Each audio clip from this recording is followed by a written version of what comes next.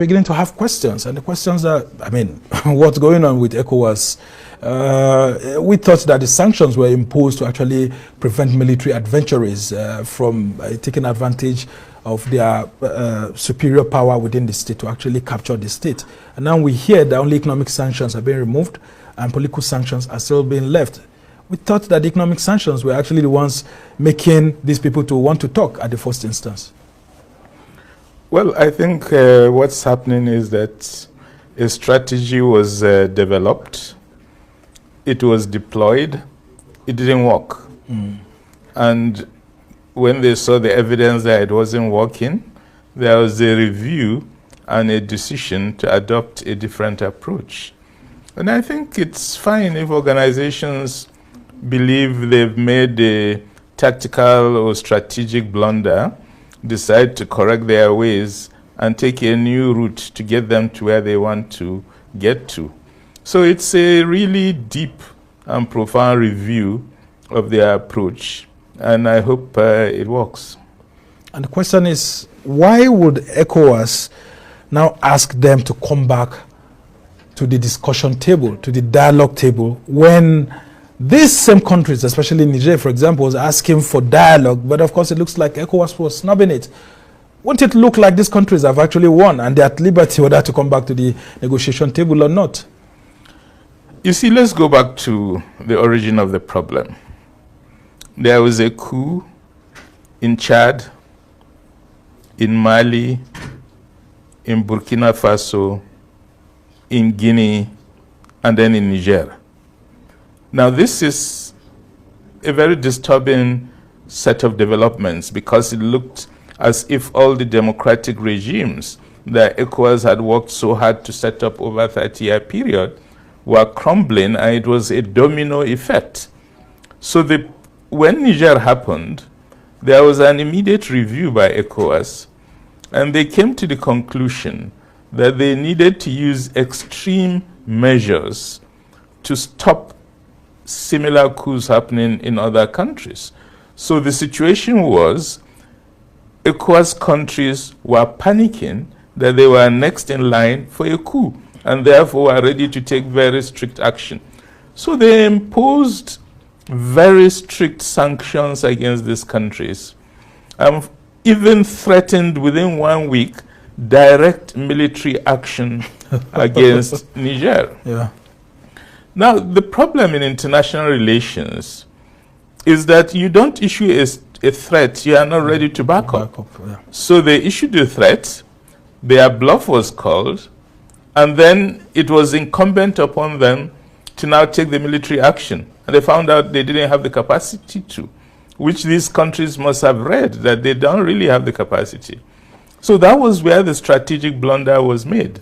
And as soon as it became clear to these countries, as well as to the other ECOWAS members, that that maximum threat cannot be implemented, then everything fell flat. And these countries were emboldened and started laughing at ECOWAS, calling them big for nothing and all that. And this was all very destabilizing for ECOWAS. But the mistake had been made. A maximalist approach had been taken, it had failed. Threats had been issued that could not be backed up by action. So in that context, ECOWAS had to now, in spite of its pride, go back on its words and take a different approach. So that's where we are. It's a very profound review. ECOWAS, by these actions, is admitting they've made a tactical, but above all, a strategic blunder. ECOWAS does not want a situation where it starts losing its members. ECOWAS, as you recall, was made up of 16 countries.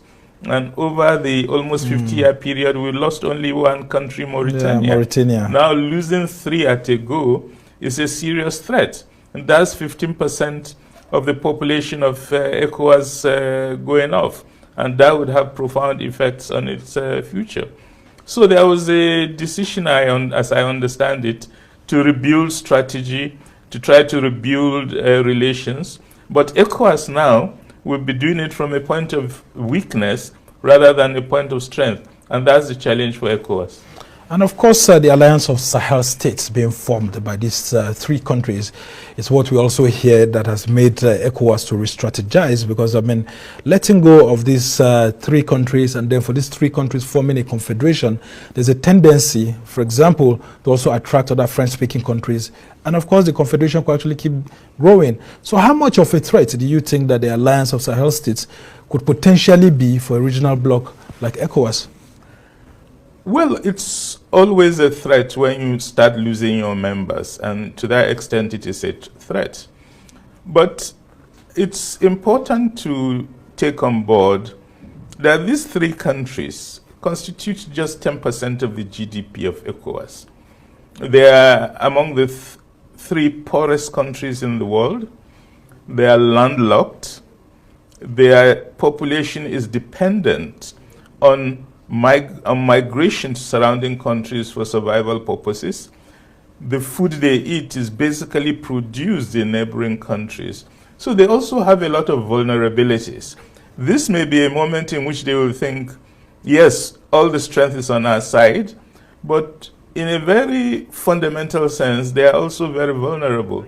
And I think the time has come for both sides to reflect seriously on where they are and to come to the conclusion that no side will gain by maintaining this departure, and that both have an interest to come together and work out a way in which cooperation could resume between them and political, social, and economic life will return to normalcy.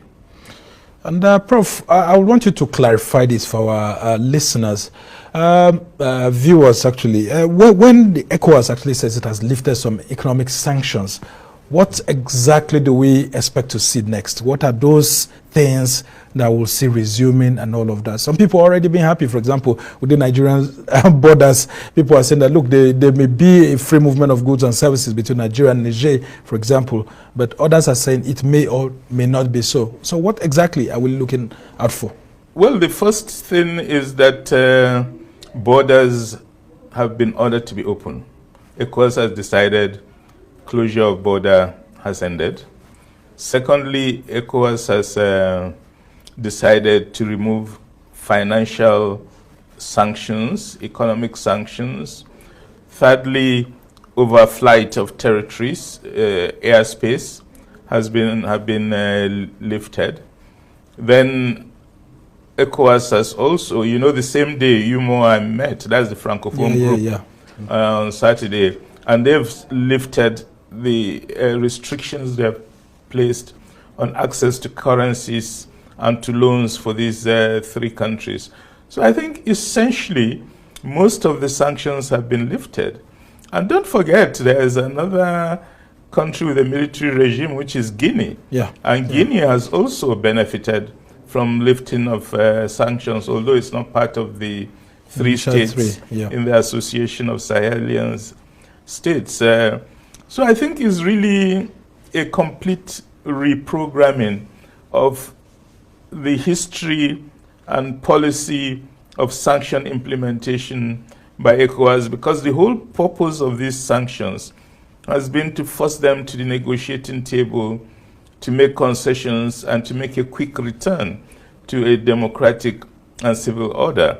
Now that has not worked. These are very tough military regimes that are determined to sustain themselves in power using military means, and ECOWAS has to re-strategize.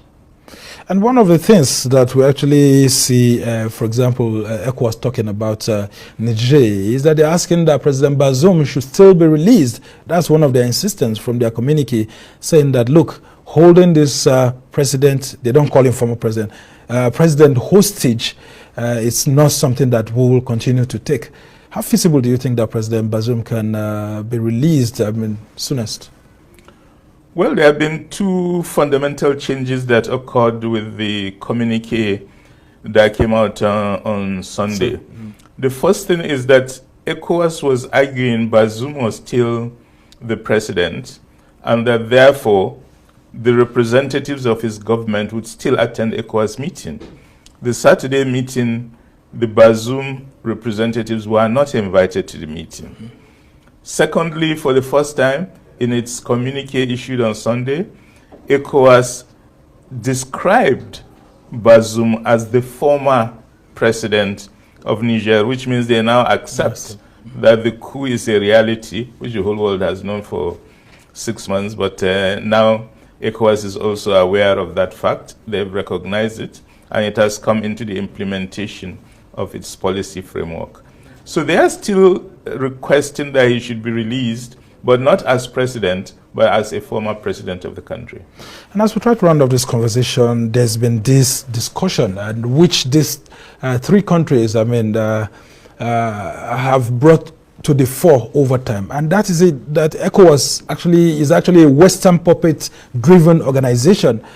With all these economic sanctions being gradually withdrawn, is ECOWAS trying to re-strategize its image and make, people within the economic community know that, some decisions actually taken by leaders are not being Western-driven? Well, you know, in one of the things this conflict has brought up is the excessive use of propaganda, especially against ECOWAS. The characterization of ECOWAS as a puppet Western organ is completely without foundation. It is malicious, and it's a concoction. Democracy has been pursued by ECOWAS based on the declaration of political principles African heads of states took in 1981, and based on the supplementary protocol on democracy and good governance that ECOWAS leaders themselves wrote up in 2001. It's on the basis of these two documents that the democracy policy of ECOWAS has been pursued. There was no foreign involvement in the development of these instruments, and it is really irresponsible of these people to be characterizing ECOWAS as a puppet of Western governments. There's no foundation on it. It's malicious, and they should stop that propaganda. Not even with the talks here and there that the French are actually penetrating ECOWAS and using some funds to actually pursue some decision making by the organ, especially the organ of the heads of state and government. France is not a member of ECOWAS. It doesn't attend its meetings. It has no representatives in ECOWAS establishment. The fact of the matter is that some of the members of ECOWAS are pro-French, others are anti-French. And like all regional organizations, this organization plays its diplomacy and politics within the context of the contours of its own internal construction. So that's a reality. But from there, to characterize the organization itself as a puppet of France is very irresponsible and has no foundation. And just before I let you go, what do you make of the turnout of events in Senegal? We've been seeing lots of developments, the Constitutional Court saying one thing, the Parliament saying the other, and then of course the President Macky Sall actually, working to ensure that he gets the elections postponed till December. But the Constitutional Court has ruled that it looks like there seems to be a crisis. Aren't we afraid that there could actually be, an intervention by the military in Senegal? Well, I'm very much afraid that Senegal has deliberately provoked a major constitutional and political crisis for itself. There was no basis for the decision of Macky Sall to propose legislation to shift the elections, because the Senegalese constitution is clear. Elections are clear timelines that cannot be changed by an incumbent president. So when he started that, he knew he was engaging in the path of illegality. When he engaged on that path, the Supreme Court, or the Constitutional Court intervened and told him two things. That one, the dates of the elections are sacrosanct. Secondly, when your tenure finishes on 2nd April, you must leave power, because part of the package he prepared was for him to continue in power beyond his 2 terms. And the court told him very clearly, you must leave when your tenure leaves. They gave instructions that now since the Constitution says the president fixes the date for elections, he should immediately set a date as soon as possible for the elections. Now he has refused to set a date. He's dilly-dallying, causing all sorts of delays, and saying that, well, he wants to have a discussion with political forces in the country. What discussion? You've caused a crisis. People are on the streets demonstrating. There's a lot of anger in the land. This is not the time for discussion. This is the time for obeying the Constitution, obeying the courts, and acting out in a manner that preserves Senegalese democracy. But he's not doing that. He's pushing things to the limit, and we do hope Senegal will preserve its constitutional regime. Well, and that's why several people are expecting ECOWAS to blow hot on these issues, not only when there's a military push in that country, but we just hope that, things will go well and Senegal doesn't lose its democracy. But we must thank you so much, Professor Jibrin Ibrahim of the Center for Democracy and Development. We must thank you so much for joining us to help us understand these issues happening within the west coast of Africa. Well, that's how it's been for this edition of